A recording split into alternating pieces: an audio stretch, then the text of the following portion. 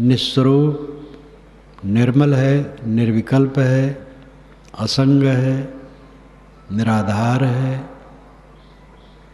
इससे किसी का संबंध नहीं है। अपना संबंध अपने से, बाहर का संबंध क्षणिक है। इसलिए किसी संबंध में अपने को खोना नहीं चाहिए। किसी का संबंध हुआ है, होता रहता है, देह धरे हैं तो व्यक्तियों, वस्तुओं, परिस्थितियों का संबंध होता रहता है और इसमें विकार आने की संभावना रहती है। साधक को ये निरंतर सोचना चाहिए कि सारा संबंध क्षणिक है। क्षणिक होने से अंत में झूठा है और उसी में मिल करके हम द्वंद्व ग्रसित होते हैं। अपना संबंध अपने से नित्य बना रहता है। बाहर के प्राणी पदार्थों से फायदा हमें क्या मिलता है? द्वंद्व, कलह, विकार। इसलिए बड़ी सावधानी से जीवन बिताना चाहिए। दूसरे को द्वंद्व न दे, अपना द्वंद्व ग्रसित न रहे। जो दूसरे को द्वंद्व देता है वो स्वयं द्वंद्व ग्रसित हो जाता है। जो दूसरे का नाश करना चाहता है उसका नाश होता है।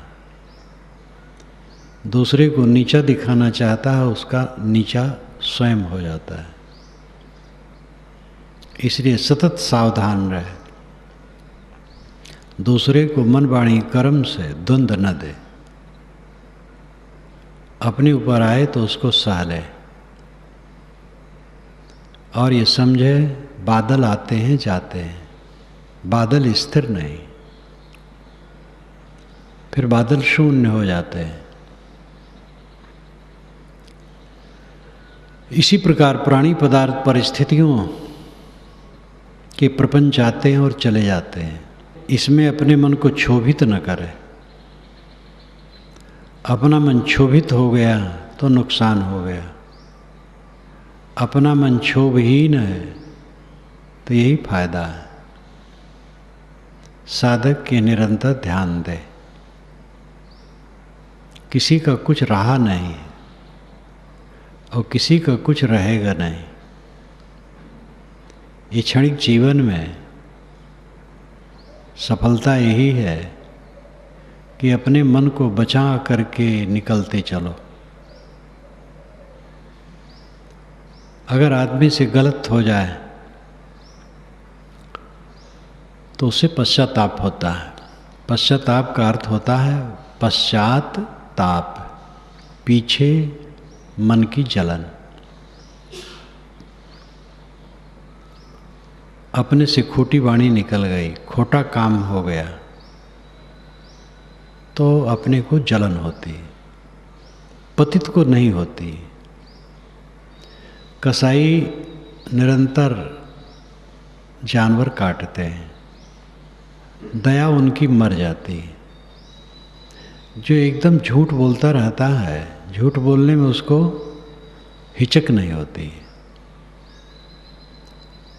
इसी प्रकार कुछ मनुष्य होते हैं जो गलत बोलकर, गलत करके भी पश्चाताप नहीं करते। वे पतित होते हैं, उनका सुधार कभी नहीं होता है। जिसके मन में पश्चाताप आता है उसका सुधार होता है। पश्चाताप में ध्यान देना चाहिए कि वो पश्चाताप लिए बैठा न रहे, वो मन की दुर्बलता है। उससे इतनी सावधानी ले ले कि ऐसी गलती न होगी बस, और सावधानी से चले। गलत नहीं किया जाएगा तो पश्चाताप बंद हो जाएगा। अपनी गलतियों से सावधानी लेना चाहिए। अपनी गलती गुरु बन जाती है अच्छे आदमी के जीवन में। और जो अंधाधुंध में है, पतित हृदय का है, वो तो जब समय होगा तब गलत करेगा। छोटे के लिए करेगा, बड़े के लिए करेगा, सब के लिए करेगा, उसको होश हवास ही नहीं, उसकी बात छोड़ दो। लेकिन जो कल्याण चाहेगा, जिसके हृदय में जगह होगी, उससे त्रुटि होने पर ग्लानि होगी। लेकिन ग्लान में यही ध्यान होना चाहिए वो ग्लान बनी न रहे। उस ग्लान से इतनी चेतावनी ले ले कि ऐसा काम नहीं होगा बस, और स्वच्छ हृदय प्रसन्न हो करके अपना काम करना चाहिए। जीवन यात्रा बड़ी सरल है और बड़ी कठिन है। अहंकार छोड़ करके रहने से, कामनाओं को जीत करके रहने से जीवन यात्रा सरल है। अहंकार कामनाओं में उलझ जाने से फिर जीवन यात्रा कठिन हो जाती है। मन भारा तन भार है, भारा जय संबंध है। अमान अकाम हुए काज कर, छोड़ मान मद अंध। ये विशाल देव की साखी है। मन भारा, मन का भार है तुम्हारे पास। मन तुम्हें कितना नचाता है, मन कितना जलाता है, कितना उद्वेगित करता है, कहाँ कहाँ नचाता है। मन का भार तुम्हारे ऊपर है। तन भार है, शरीर को खिलाओ पिलाओ, रोग व्याधि हो, चिकित्सा कराओ, संयम से रहो, दवाई करो। इसके प्रेमी और वैरी हैं, प्रेमियों को निभाओ, वैरियों से बचो। तन भार है, भारा जय संबंध है, और संबंधों में भार है। जीवन जब तक है संबंध होता रहता है। ऐसी जगह में उछलने कूदने का अवसर है, अहंकार करने का अवसर है। दूसरे के दोषों को देखकर अहंकार करने की जगह है। तुम्हारे में भरा है एड़ी से चोटी तक मल, तुम्हें ख्याल नहीं है और तुम इतरा रहे हो। मन भारा तन भार है, भारा जय संबंध। इसलिए साहब कहते अमान अकाम हुए काज कर। निर्माण और निष्काम होकर के कल्याण का काम करो। छोड़ मान मद अंध। मान और मद की अधियारी का रास्ता छोड़ दो। सातों शब्द जो बाजते, घर घर होते रागे, ते मंदिर खाली पड़े, बैठन लागे कागे। सारे गामा पाधानी, ये हारमोनियम के 7 स्वर। कमरे कमरे में राग रागनी चलती थी। बड़े बड़े भवन राजे महाराजे के। राम जी ने कहा जाओ बताओ, वह राज पा गए हैं और मस्त हैं, हमारा काम नहीं करते हैं। उन्होंने लक्ष्मण को भेजा सुग्रीव के पास, कह दो जिस बाण से मैंने बाली को मारा है वो बाण हमारे पास है। जिस रास्ते से बाली गया है उसी रास्ते से सुग्रीव को भेजूंगा। ये हमारा काम नहीं कर रहा है। बड़ी अशिष्टता से कहा गया।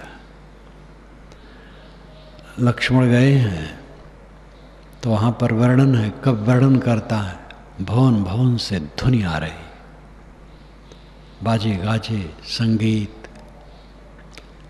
ये सब का मतलब है कि रजवाड़ों यहाँ जो होता है उसका चित्रण काव्य में यही सब होता है। तो सातों शब्द जो बाजते, सारे गमा पाधानी, ये सातों स्वर जहाँ बजते थे, घर घर होते राग, कमरे कमरे कक्ष कक्ष में राग रागनियाँ चलती थी। ते मंदिर खाली पड़े, बैठन लागे काग। वह मंदिर खाली हो गए, वहाँ कौवा बैठते हैं। आगरा का किला कितना विशाल है, शाही दरबार कितना भव्य है। सब जगह केवल पर्यटक घूम लेते हैं दिन में, कीड़े रेंगते हैं, पक्षी बैठते हैं। ऊपर टंकी बनी है, मजदूर पानी ले जाकर के ऊपर भरते थे और वहीं से नीचे आता था, तो राजा रानी सब नहाते थे। पाइप लगाए थे, पत्थर के पाइप। वो सब केवल दर्शनार्थियों के लिए, देखने वालों के लिए जगह हो गई है। यही दशा सब की है। बैठन लागे काग। आजकल में बड़े बड़े भवनों पर काग बैठेंगे, वहाँ मनुष्य नहीं रहेंगे। कहा चुनावे मेड़िया चूना माटी लाए, मीच सुनेगी पापनी दौरी किलेगी आए। कहाँ चुनावे मेड़िया? मेड़िया कहाँ चुनाता? ऊपर तल्ला क्या बना रहा है? मेड़ी नाम ऊपर का तल्ला। सहज अर्थ है बड़े बड़े भवन। बड़े बड़े भवन क्या चुना रहा है? चूना माटी ला करके। सीमेंट का नाम साहब नहीं लेते, क्योंकि सीमेंट उस समय नहीं था। मीच सुनेगी पापनी दौड़ की लेके आए। मीच मौत, ये पापनी मौत सुनेगी जब कि तुम अपने लिए भवन बनवा रहे हो, तो दौड़ करके तुम्हें उठा ले जाएगी। उनके कहने का तरीका, प्रयोग कितना चुभने वाला है। जितने भी बड़े कवि होते हैं, साधक होते हैं, संवेदनशील होते हैं, उनकी वाणियों में ऐसी मार्मिकता होती है। हम देखते हैं, चाहे कबीर हो, चाहे तुलसी हो, चाहे शंकराचार्य हो, या और कोई हो, जिनमें काव्य शक्ति भी तीव्र है, और इनमें सब में काव्य शक्ति तीव्र है। गोस्वामी जी में काव्य शक्ति काफ़ी तीव्र है, संवेदनशील थे ही। स्वामी शंकराचार्य का काव्य संस्कृत में है, लेकिन काव्य की छटा क्या पूछना। और चुभने वाली बात किस ढंग से कहते हैं। दुनिया के किसी कोने में किसी भाषा के कवि हों, अगर वो उच्च कवि हैं और साथ साथ साधक हैं, फिर क्या पूछना है। साधक नहीं है तो भी उच्च कवि बहुत अच्छी अच्छी बातें कहते हैं, उनमें कला होती है, शक्ति होती है। लेकिन ये सब तो साधक थे। कहा चुनावे मेड़िया चूना माटी लाए, मीच सुनेगी पापनी दौड़ के लेगी आए। मौत पापनी सुनेगी कि तुम अपने लिए मकान बनवा रहे हो, तो दौड़ के तुम्हें उठा ले जाएगी। कहेगी मूर्ख, तेरा मकान तो आग में है, जमीन के अंदर है, पानी में है, तो अपने लिए क्या मकान बनवा रहा है। इसका अर्थ नहीं कि मकान नहीं बनवाना चाहिए। बड़ा भी मकान बनवाना पड़ता है, कई तल्ले भी बनवाने पड़ते हैं। एक वैदिक विद्वान ने लिखा है, आज तो तल्ला पे तल्ला लोग उठाते जाते हैं। ऋषियों ने लिखा है, द्विपक्षा, चतुर्पक्षा, षष्ठपक्षा, अष्टपक्षा, 2 छप्पर का मकान, 4 छप्पर का मकान, 6 छप्पर का मकान। आज तो लोग तल्ले पर तल्ला लोग उठाते हैं। ऐसे लोग योग्य हैं, लेखक हैं, लेकिन होश हवास नहीं। तब की स्थिति आज की स्थिति में बहुत फर्क है। बांस लगाते थे, खंभे बड़े बड़े गाड़ते थे, छप्पर छाते थे। शाला का वर्णन वेद में है, अपने यहाँ जो वेद है उसमें पढ़ लीजिए, शाला कितना सुंदर वर्णन है। कवि हृदय ऋषियों का जो कुछ वर्णन किया है छक करके किया है। छप्पर का युग था, वैसे भी मकान बनने लगे थे जो ठोस और ऊपर तल्ले के भी हो, लेकिन ज़्यादातर छप्पर के थे। अब शहर में कलकत्ता, बम्बई, दिल्ली जैसे नगरों में कोई छप्पर छावे, कैसे बनेगा? 10-10, 20-20, 30-30, 50-50 तल्ले थोड़ी जगह में बना लेते हैं और बहुत लोग रह सकते हैं। साहब ये नहीं कहते मकान ना बनाओ, बड़ा मकान ना बनाओ, ऊंचा तल्ला ना बनाओ। अर्थ है ये याद रखो मकान बनाते बनाते कि मकान में ज़्यादा दिन नहीं रहना है। एक सेठ ने मकान बनवाया था, रंगाई पुताई हुई थी, भोज भी हुआ था। भोज के पत्तल और कुल्हड़ जो फेंके गए थे, कुत्ते चाट ही रहे थे, पूरा चाट नहीं सके थे, सेठ जी मर गए। केवल सेठ पर नहीं, ये केवल अपने ऊपर बात छिड़ी नहीं, बादशाहों के भी ये झंडे गड़े रह जाएंगे। सबकी दशा है।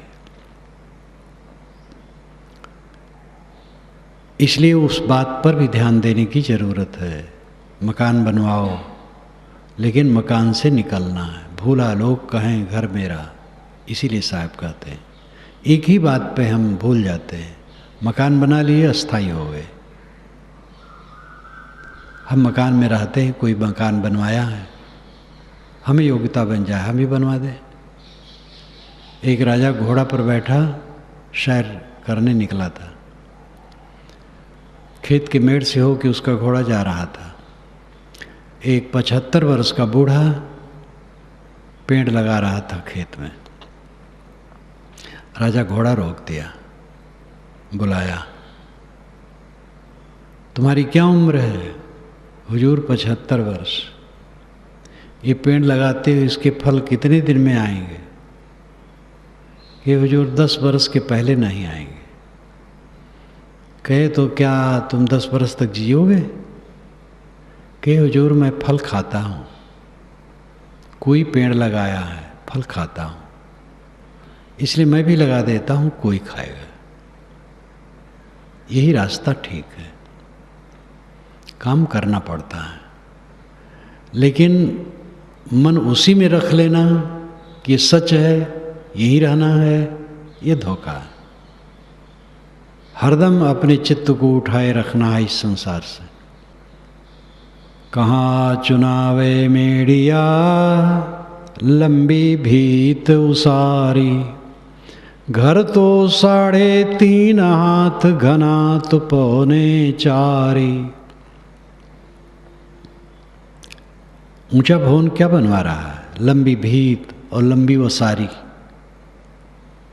बड़ी बड़ी दीवारें और बड़े बड़े बरामदे। घर तो तुम्हारा 3.5 हाथ का है।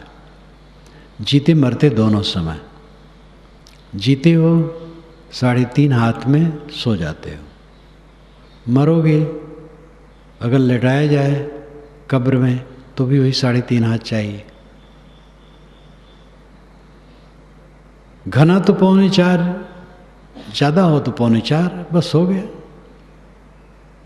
ये भी लाक्षणिक है।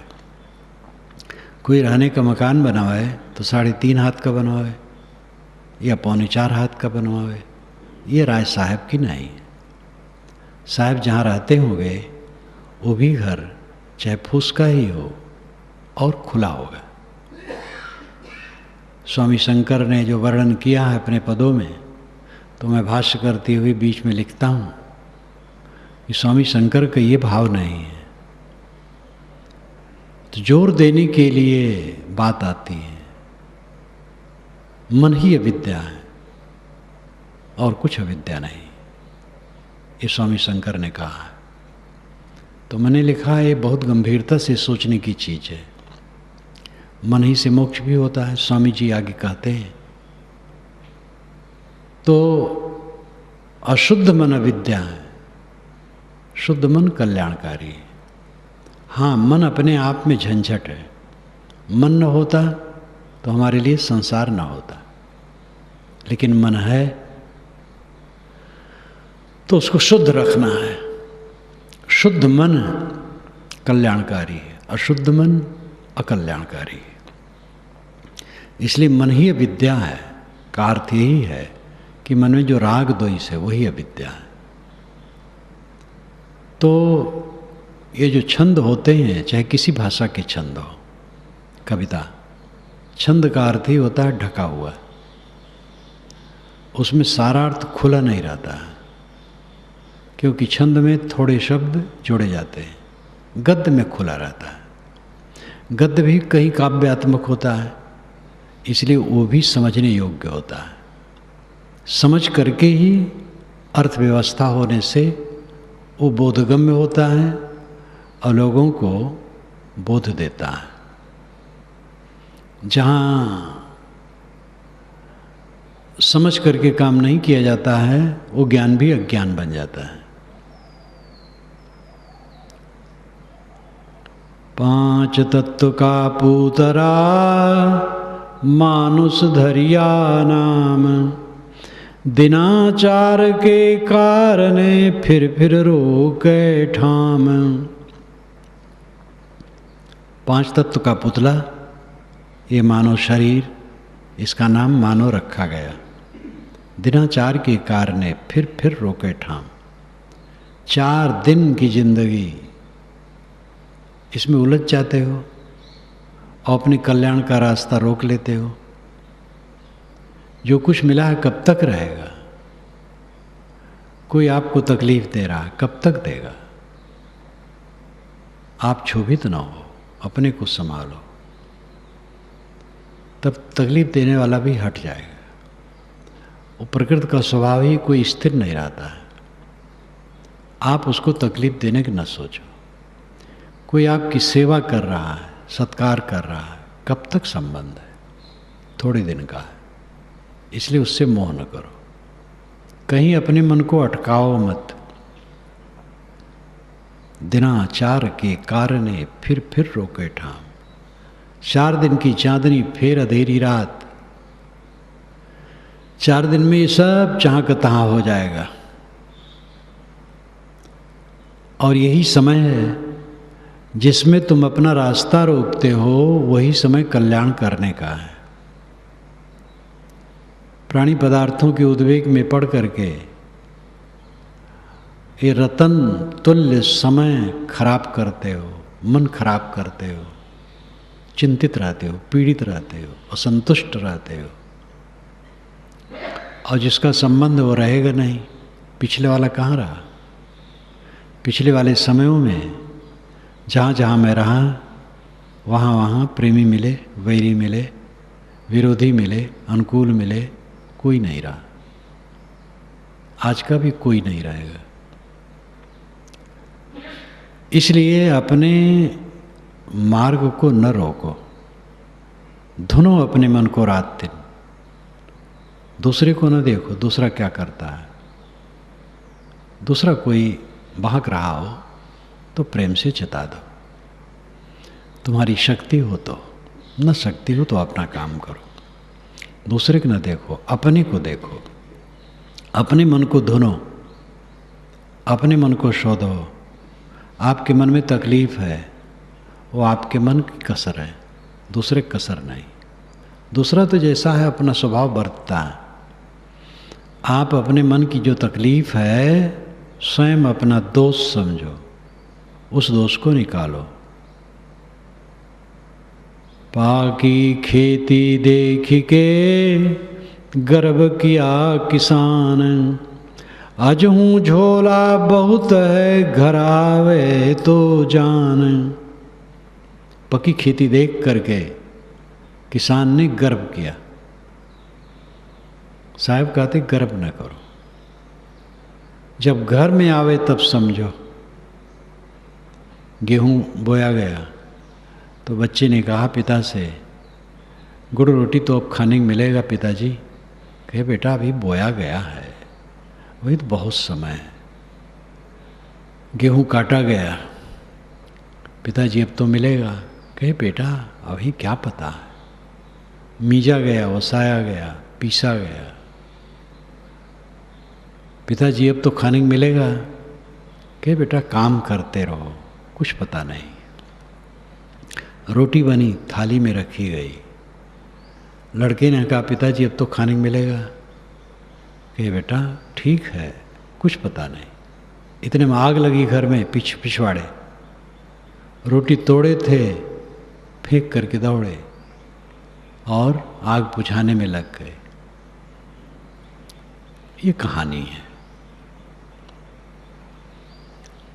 जो कुछ संसार की चीज़ें हैं उनका इत्मीनान नहीं किया जा सकता है।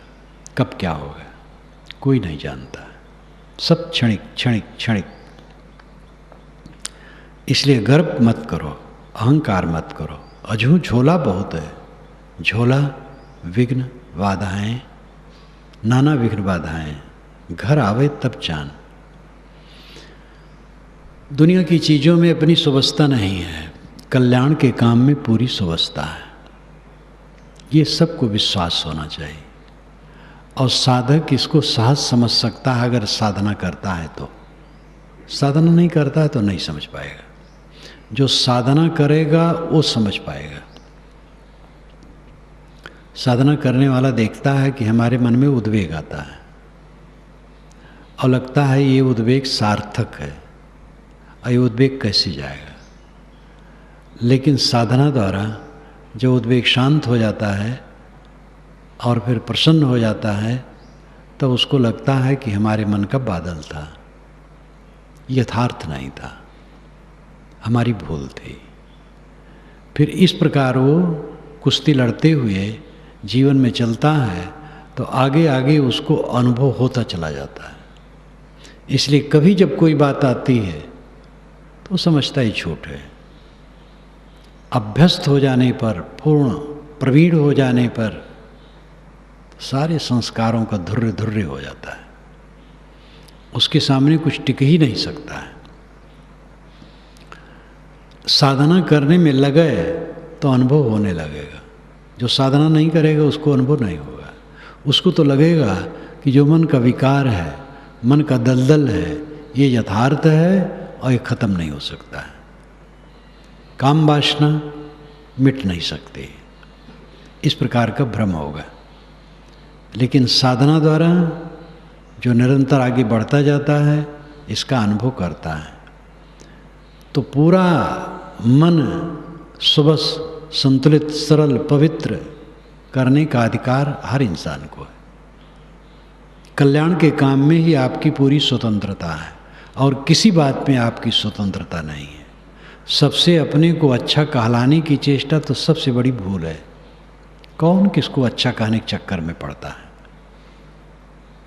किसकी परवाह किसको है? क्यों चाहते हो कि लोग हमें अच्छा कहें? अपने को देखो, अपने को शोधो, किसी से कुछ पाने की लालसा न रखो। जो बन सके दूसरे की सेवा करो, दूसरे को अच्छा कहो, बुरा न कहो। दूसरे को अच्छा कहो और अपने को अच्छा कहलाने के लिए चेष्टा न रखो। अपने को संभालो। मन शुद्ध करने से, सरल करने से, सुबस करने से वो शांतिपद मिलता है। और इस काम में सब स्वतंत्र है। भोगों के पाने में स्वतंत्र नहीं, परतंत्र है। आत्मा का काम करने में सब स्वतंत्र है।